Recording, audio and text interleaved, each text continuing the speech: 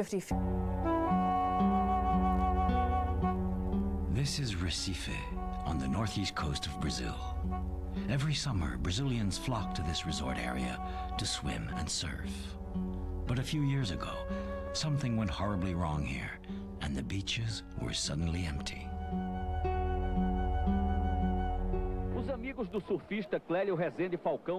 In 1994, Brazilian TV captured images of surfers burning their boards and vowing to give up the sport in homage to their friend Roberto da Silva, a surfer who died the previous day from a massive hemorrhage after his leg was torn off by a shark.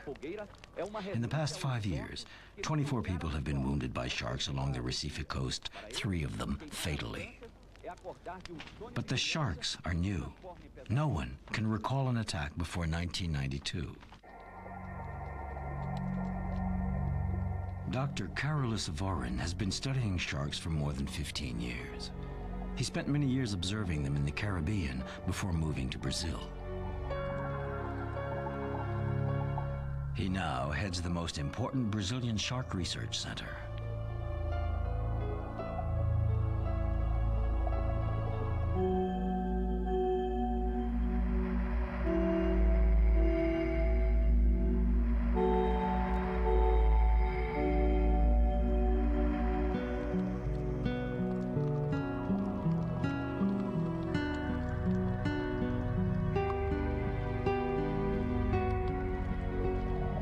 For more than 3 years, Dr. Varin has been keeping up with all the studies that might lead to an explanation for the increase in shark attacks in 1994.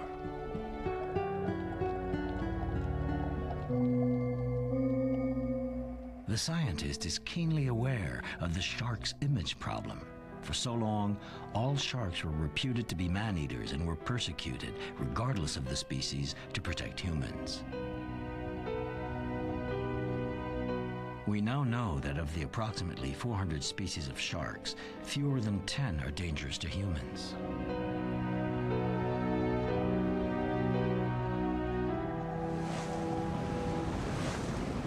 In response to the abnormally high number of shark attacks, the Brazilian government decided to set up the Protuba project to see if anything might be attracting the sharks.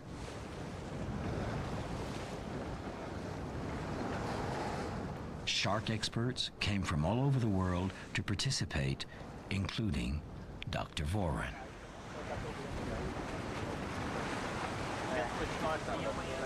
The Brazilian army has provided him with a boat. He is leaving behind his office at the University of Recife to conduct a unique experiment, one that might help prevent future shark attacks.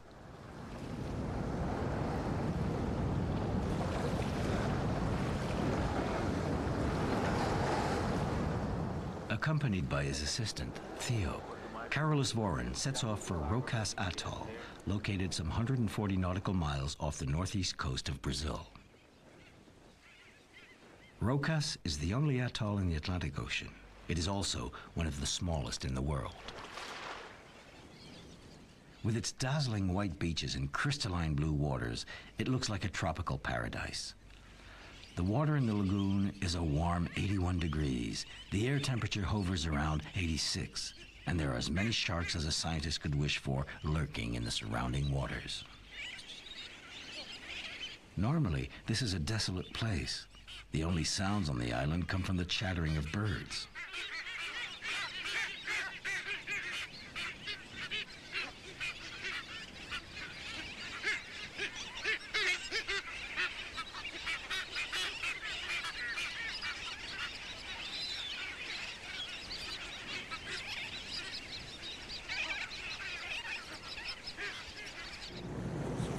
Veja a onda quebrando, ali tem uma marca, ali que dá a entrada.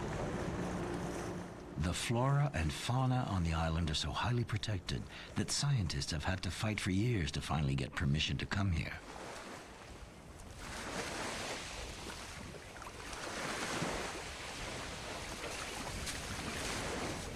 Dr. Varin thinks Rocas is ideal for carrying out his experiments on sharks. The sharks here would have rarely been in contact with humans.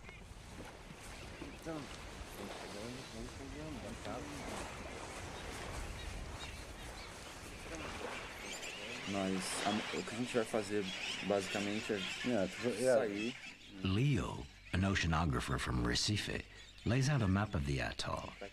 Of particular interest is an area he nicknamed the Shark Room, a kind of natural swimming pool with a wide opening to the sea. Then we dive here, and if the currents are strong... Some current in this way. The current's always in this direction. Okay. This direction. Sometimes at low tide, sharks are trapped here. All over the reef. The atoll off the northeast coast of Brazil can only be crossed at low tide. The scientists don't want to waste the opportunity, so they set off to explore the pools where sharks might be trapped.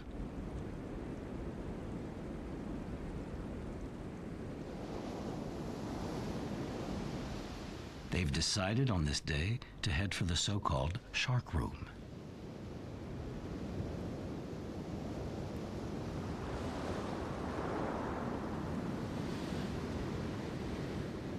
There it is. The dive will have to be short, just 45 minutes, when the tide is at its lowest. Only at low tide is there a possibility that sharks might be stranded in the pocket of water.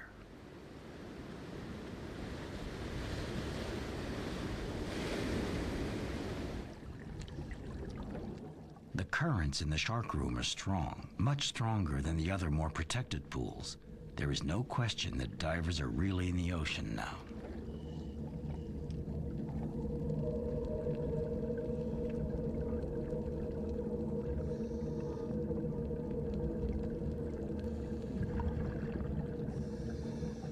It doesn't take long before the team encounters a large nurse shark napping in a coral cave.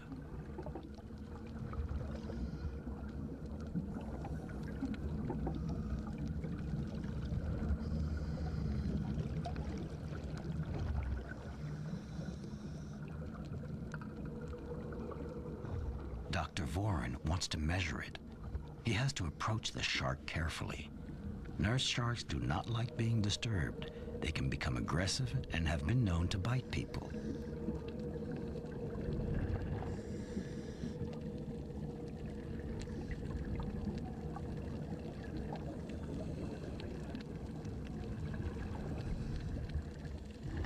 Eight feet long.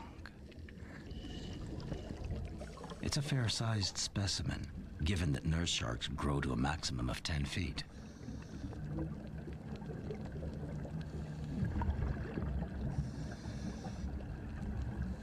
The shark decides it's had enough of its new visitors, but the scientists keep up their pursuit, staying at a healthy distance.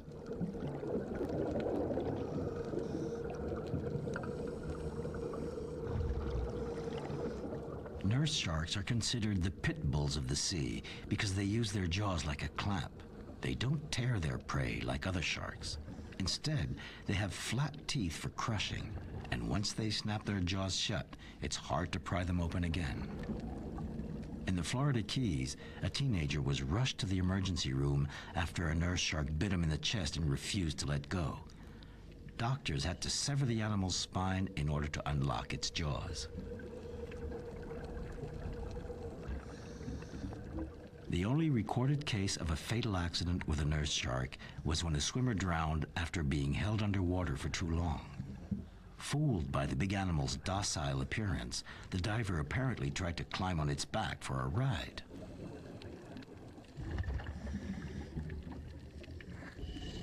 The statistics clearly show that in the vast majority of cases and across all species, sharks attack humans when their living environment is disturbed, not because they are hungry.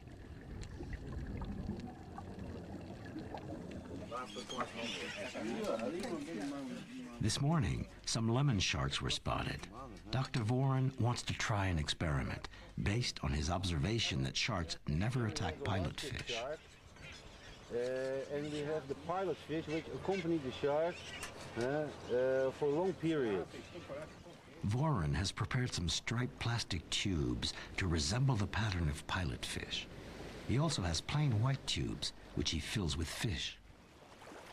Now we're going to load the bait in the tube. Okay, on the other side also there's some bait. And then we're going to tie the tube to the line. Here we have the two sinkers with the little holes, so the smell of the bait escapes, gets into the water. Here, more little holes here. The sharks should be attracted by the smell and rush over to devour the tube. Varin wants to examine the changes in sharks' feeding behavior when they are confronted with different visual signals. Later, a striped tube will be substituted for the white tube because stripes are thought to inhibit sharks' attack instinct. If the experiment proves this assumption correct, then striped swimsuits or surfboards might provide adequate protection for people against shark attacks. The lemon sharks are there, but they're not taking the bait. And there's no change in their behavior when the striped tube is brought out.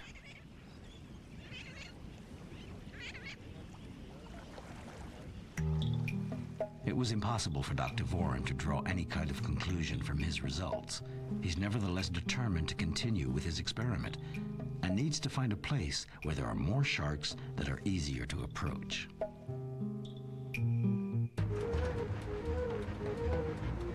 This is Bimini Island in the Bahamas.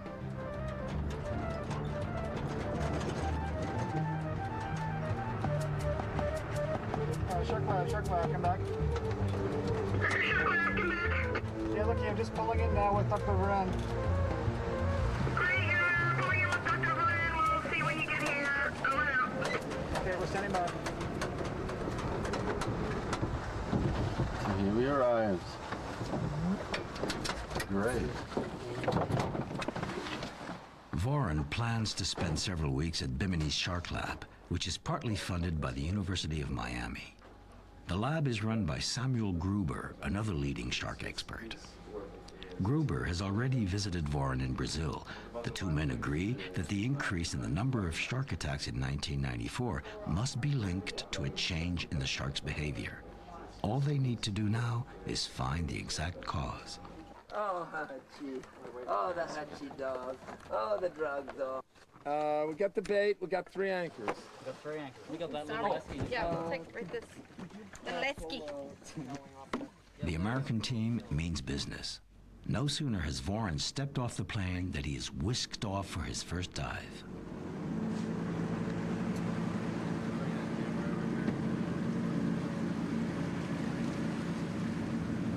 Everybody ready? Professor Gruber is taking his Brazilian colleague to a place just a few miles from his lab where there are lots of reef sharks.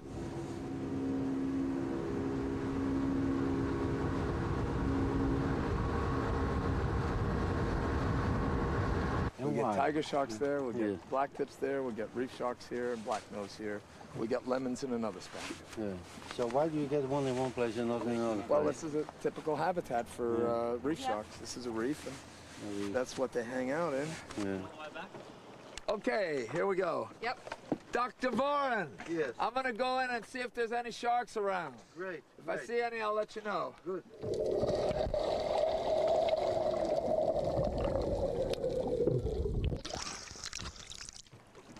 Yeah, there's a few here. So come aboard. Come on in. We'll check it out.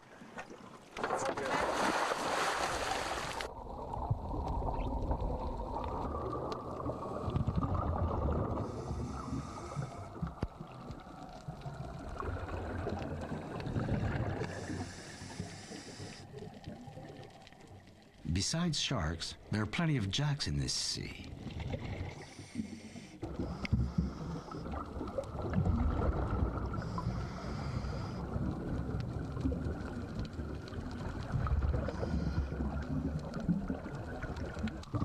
A lone blank Durgan flutters by. Then the professor points his visitor to what he came for.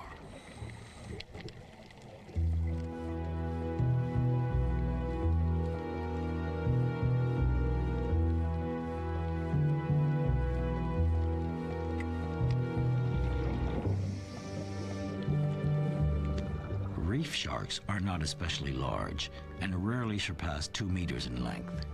They generally live in deep waters, but they often come up to feed at this place because it is rich in fish. Very few attacks in the United States are caused by reef sharks.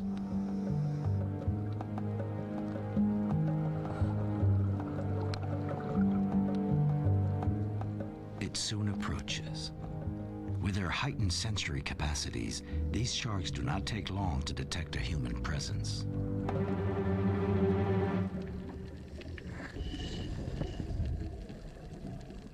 Sharks have an extremely sharp sense of smell. They can detect a drop of blood in an Olympic-sized pool. Professor Gruber has brought a few pieces of fish to attract them.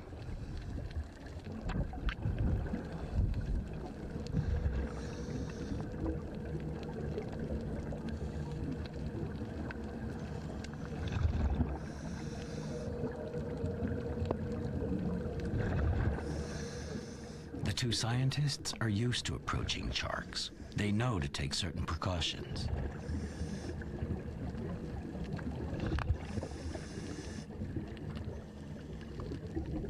Over the next few minutes, the sharks become more and more daring and aggressive.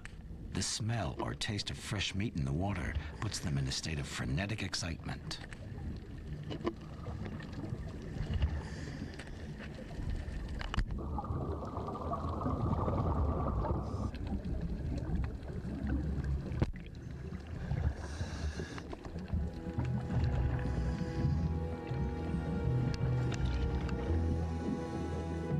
Professor Gruber decides to stop the demonstration. Dr. Varin is nonetheless delighted.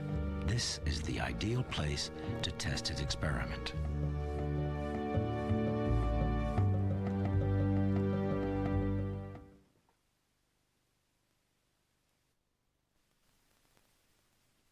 $165 centimeters.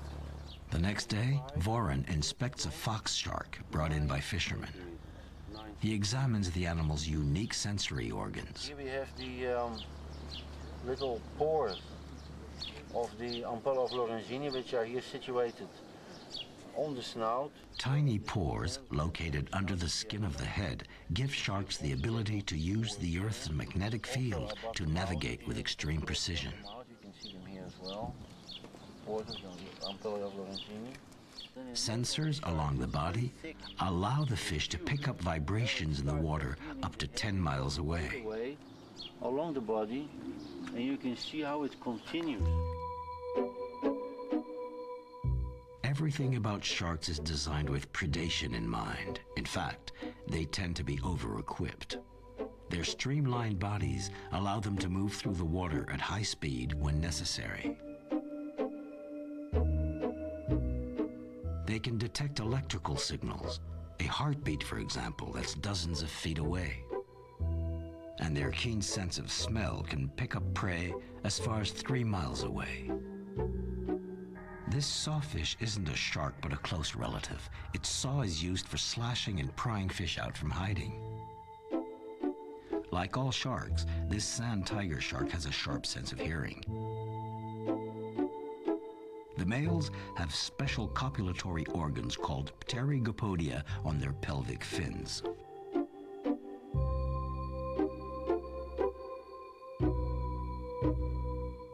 And while they seem to stare blankly ahead, sharks can see quite well, even at night.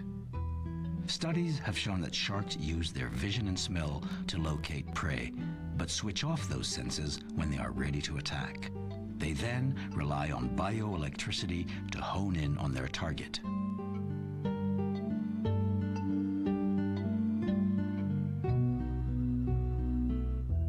And that's when their highly efficient jaws are put to use.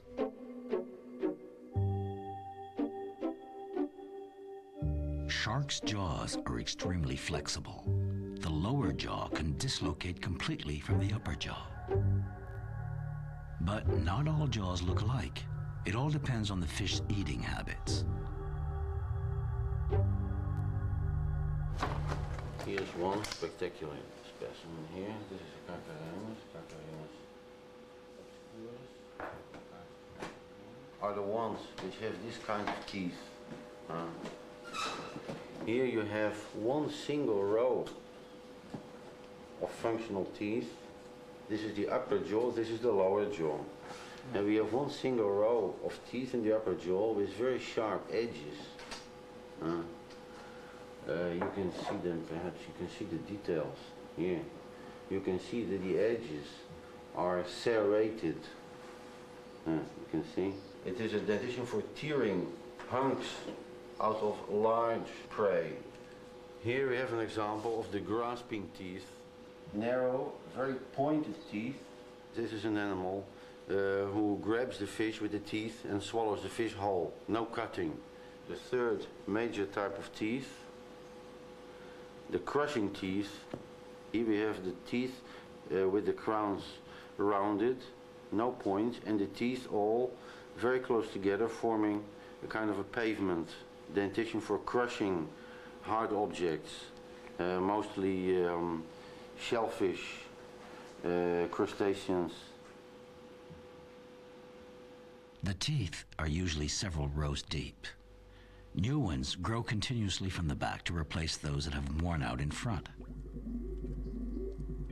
Sharks are not only remarkable predators, their reproductive cycle is also a wonder of evolution. Some species, like the hammerhead, give birth to live offspring. Others lay eggs. This one is probably within the last 3 or 4 days probably been laid. Yeah, we've seen the entire reproductive process with these all the way through, right up to the hatching of the young themselves. So this one's maybe 2 weeks old, maybe a week, 2 weeks old. This 2-week-old white spot bamboo shark will break out of its shell in 90 days.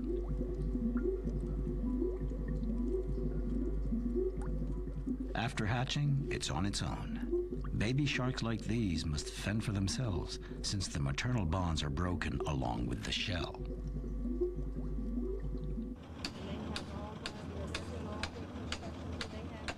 The team from the Shark Lab is now preparing to hook a tiger shark. The students prepare pieces of fish to be used as bait.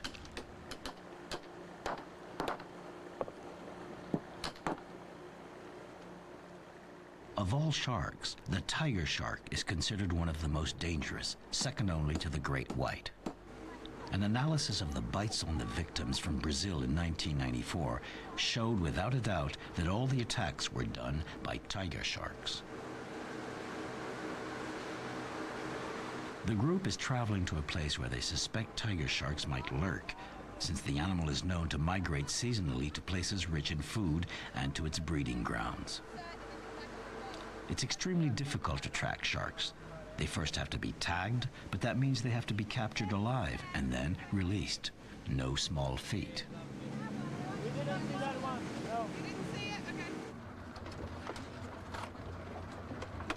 Engine. 5, 4, 3, 2, 1.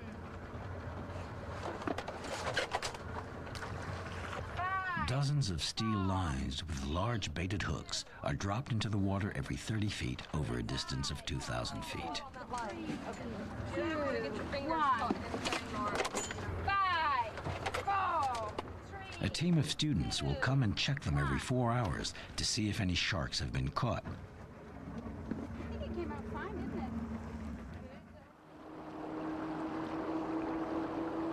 it? Bimini is the last island in the Bahamas that still has mangroves.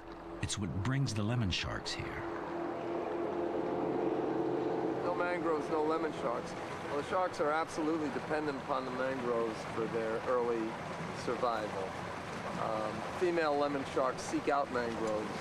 They come into a place like this every April, May, and they give birth to up to 17 babies. Lemon sharks spend about the first 2 to 3 years in here. And without the mangroves... Professor Gruber explains to Dr. Varin that the area provides plenty of food as well as hiding places for the little sharks to keep away from predators.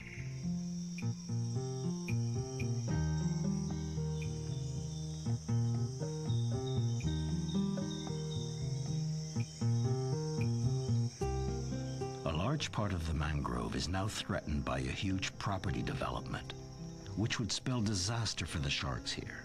Dr. Varin is all too familiar with the problem. In northern Brazil, large tracts of mangrove have been destroyed by new construction.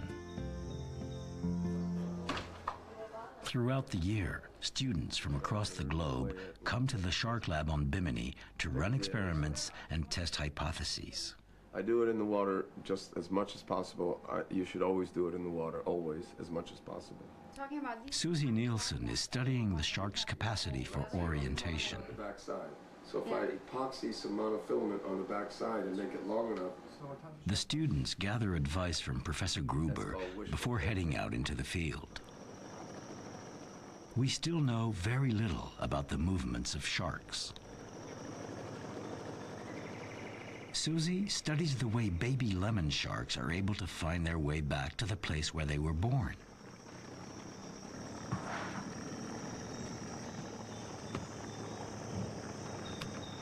She comes regularly to capture baby lemon sharks and monitors their development over time. On this trip, she gets a hand from Dr. Varin. Lemon sharks live in shallow water. They get their name from the yellow color on their backs and sides. Fully grown, they measure around 3 meters in length. It is very narrow, and they definitely go further out. They don't stay in the mangrove, but they seek protection, you know, in very shallow water and in between the roots. You see over here, you have more space in between the roots. The two have stretched a net across the water. If they see it move, they'll know they've captured a shark. To avoid predators, the baby sharks never stray more than a few dozen meters from the shelter of the mangrove.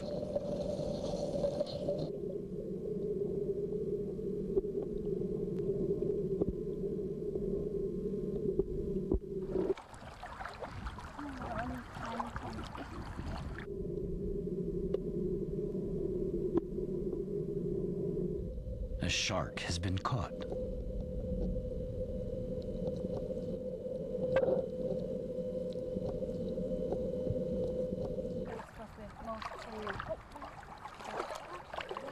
The baby shark is panicked. It must be untangled carefully. Quiet. Not doesn't struggle too much. I think. Oh. Careful, he has very, very sharp teeth.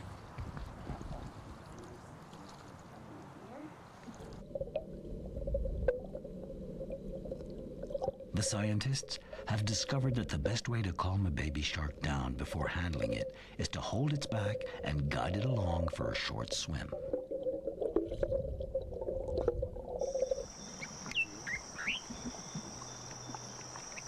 No, it's okay. He will be like, woo. Yeah. Okay. Let's get in the boat. Okay, so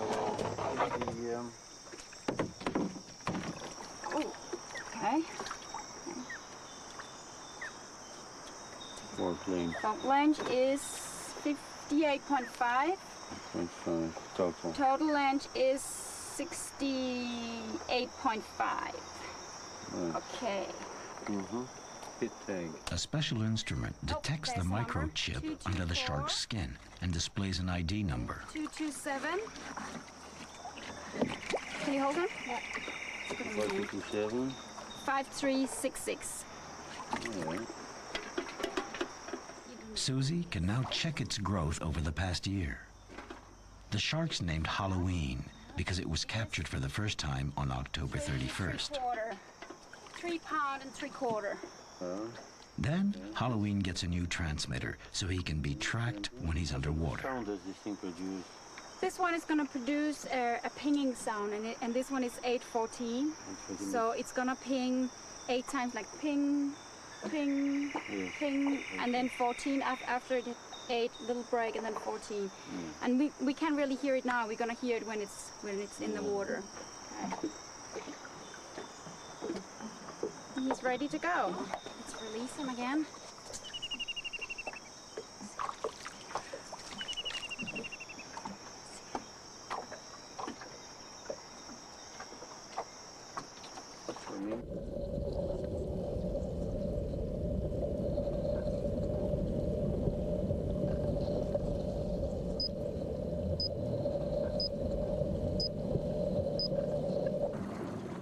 underwater antenna will enable the scientists to track the shark non-stop for 24 hours as the fish rushes back to the safety of the mangroves.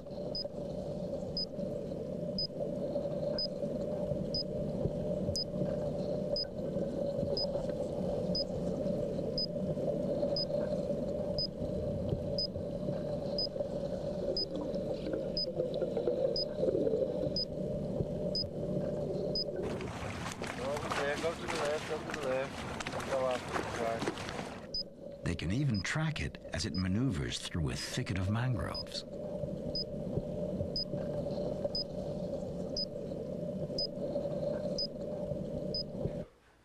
Back at the lab, Susie shows Dr. Varin the path of another shark she caught and released in the open sea. Bimini, we have South Bimini here, and that's what we see on this map too. And we have the release of the shark here in 7:50 in the morning, and we followed it, and every quarter of an hour we made effects on it. And the next day in the morning, 11:40 a.m., we found the shark again up here. So it definitely... It found its way home in 24 hours. It has been proven that they can sense the magnetic field. Those study has been done, but if they use the magnetic field to home, we can't say that for sure. Susie will need to conduct more experiments to fully determine whether sharks use the Earth's magnetic field for migration.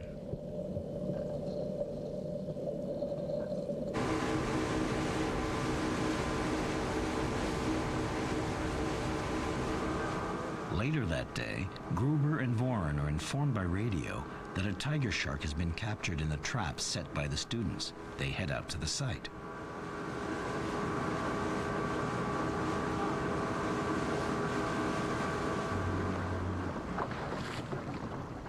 In Bimini, as everywhere else, tiger sharks are feared. They eat everything in their path, from octopus to seagulls, fish, seals, and even the occasional can of paint or license plate. They have a reputation as scavengers or garbage sharks.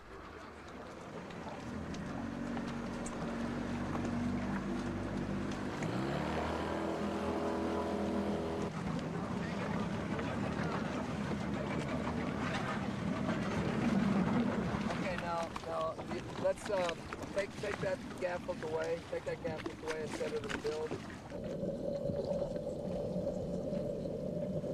Okay, I'm in neutral.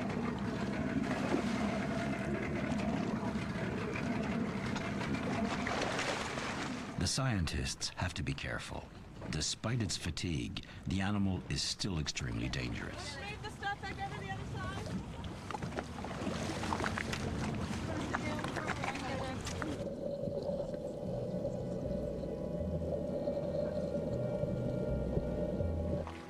They must follow a precise strategy and wait for the animal to wear itself out, however long it takes.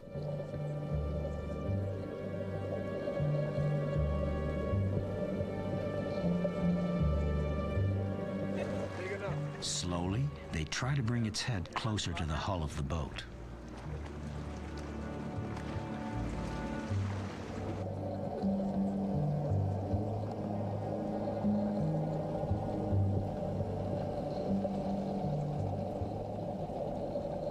The rule is never to pull too hard. Pain will make the animal angry.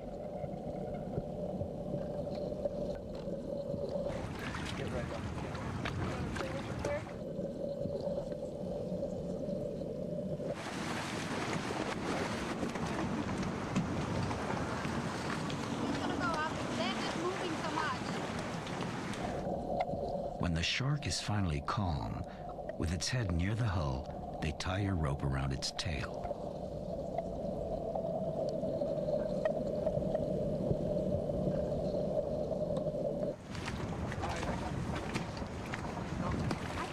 Can you see him? Can you see him? Can you see him? Down there.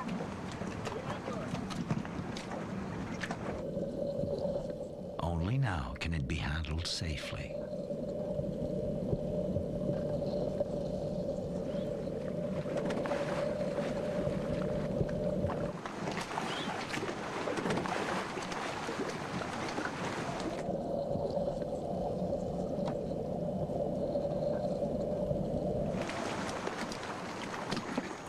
ready, Licky? Ready. He looks curved to me. Is he straight? Straight. Go. Got it. Got it.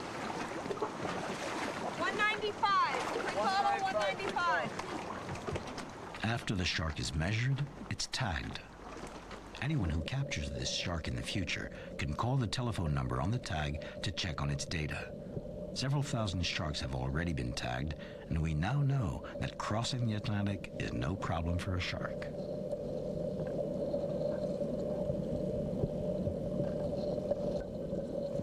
Finally, a radio transmitting device is placed on the shark.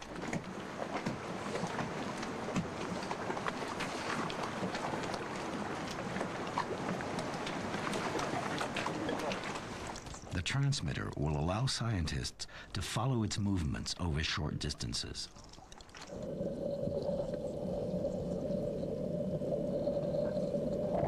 They got it underwater. Here's this.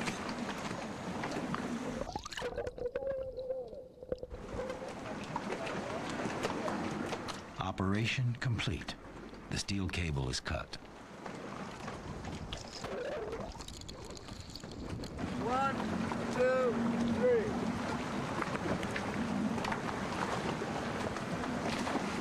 Back off, Tim. Back off, back off. The animal swims away, finally free. The wound from the hook will heal in a few days.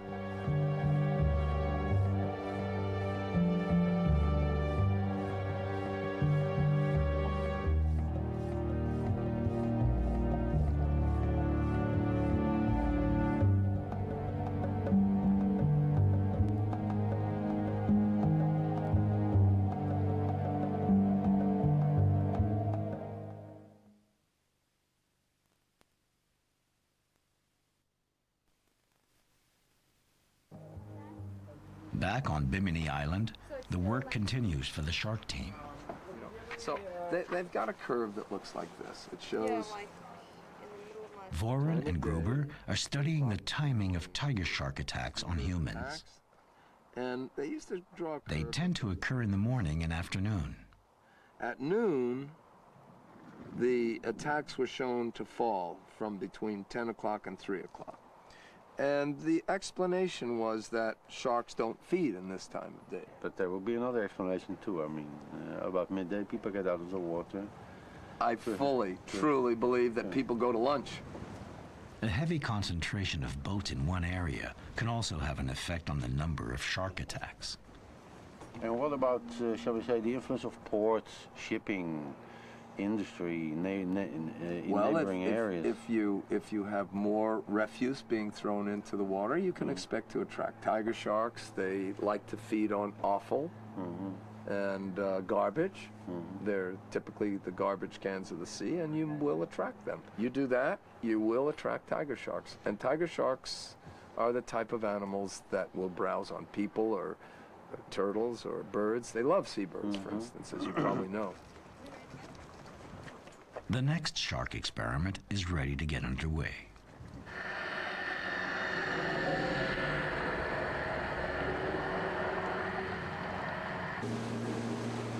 Dr. Varin wants to repeat his striped tube experiment, this time with the reef sharks of Bimini.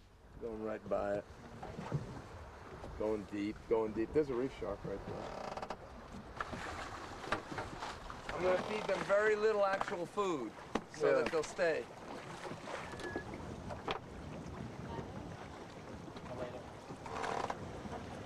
A little bait is used to attract the sharks.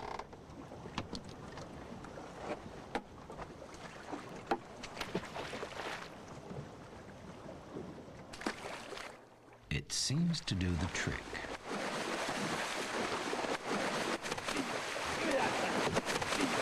Right, I want that. You can't have it. You're right. So, bring your device.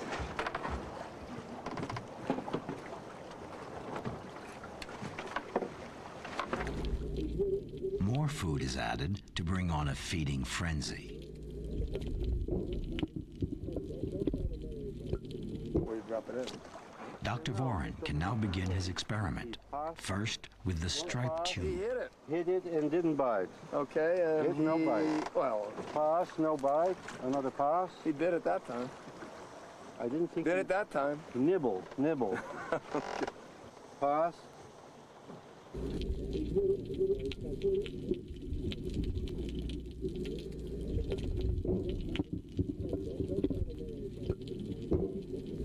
Pass. I'm waiting for the Caribbean reefs to come in. That'll be more interesting, maybe. Which one is Here, he? here, watch. Attracted by the smell, the sharks circle the tube but turn away at the last second. Touch. Pass. No, he touched it. He hit it. He hit it with his fin. Not his Yes. fin. But you see, they are, look, they are afraid of it.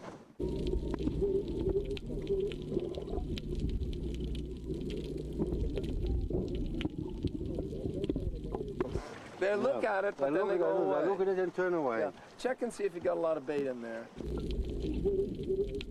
10 minutes later, the tube still hasn't been bitten. Now we're going to do one piece at a time and keep them around. Dr. Varin, let's move. We got us a shark. Yes. Next, the control test using the plain white tube. He touched it. Touched it. Again. Eight. Touched it. Reef wanted to bite it. Yeah. What I wanted to have a reef shark bite. Let me put this away. Another reef. Bite. Bite. Yes. Biting the white one. Biting several times in succession. That's nice. Now for the stripy one again. It's very interesting. Yes, I'm all. Yes. I hadn't expected it to be so clear. The results are dramatic. But Dr. Varin will need to test his experiment many more times before determining whether striped swimsuits and surfboards would truly deter shark attacks.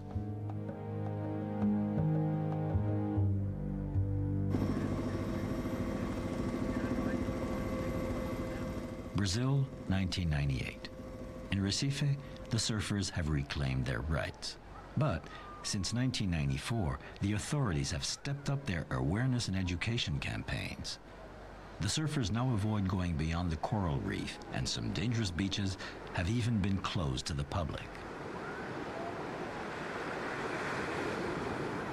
But the word tubarão, shark, is never mentioned. People are just pretending that it's fashionable to surf close to the shore. No one is fooled, but at least mass panic has been avoided, and the tourist industry in Recife, with 300,000 annual visitors, has been saved. On his return, Dr. Varin meets up with Rosangela and Paulinho from the Protuba project. For each shark attack, the scientist examined a number of factors: water temperature, tide level, wind force, lunar phase, to try to establish some kind of correlation.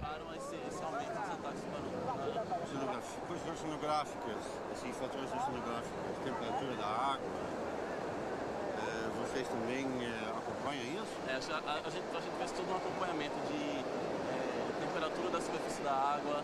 The scientists were unable to establish a pattern until they focused on the Brazilian shrimping industry, of which Recife is the capital. Then the answers started coming. The shrimpers threw back all the fish caught in their nets, which inevitably attracted sharks. The shrimp boats can even be seen along the horizon.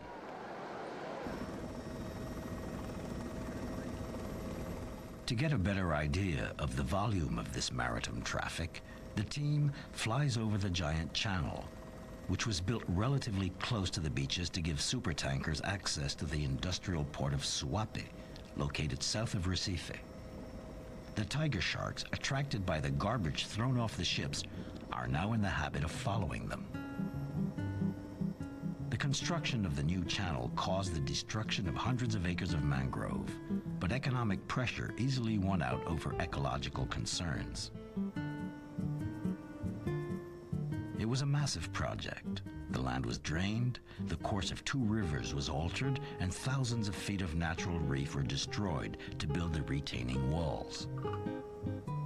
But one unforeseen consequence of these upheavals was a reversal of the ocean currents in the region. Whereas before the currents moved southwards, they are now turned northwards from Suape towards Recife. So, the sharks that follow the ships to Suape now find themselves carried by these currents directly towards the beaches of Recife.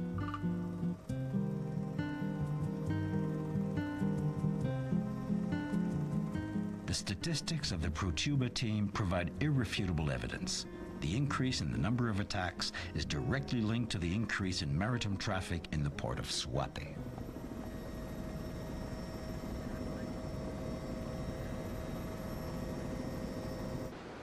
The boats off the beaches of Recife have continued to come and go at the same rate. But since 1995, the rate of shark attacks has dropped to about 2 or 3 per year. Not because the sharks have gone away, but because the surfers have learned to be more careful.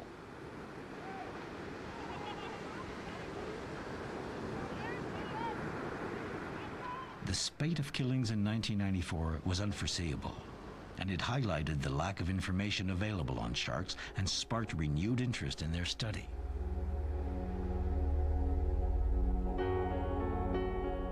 The research conducted by Carolis Varin and the team from the Protuba project is an example of this, and their work in Recife is now internationally recognized.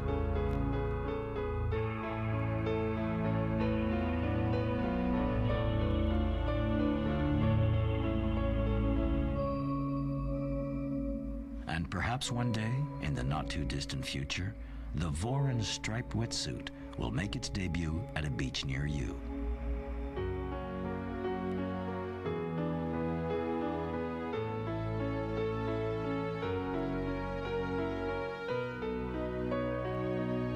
What a comforting thought to end on. That was a change to the advertised program.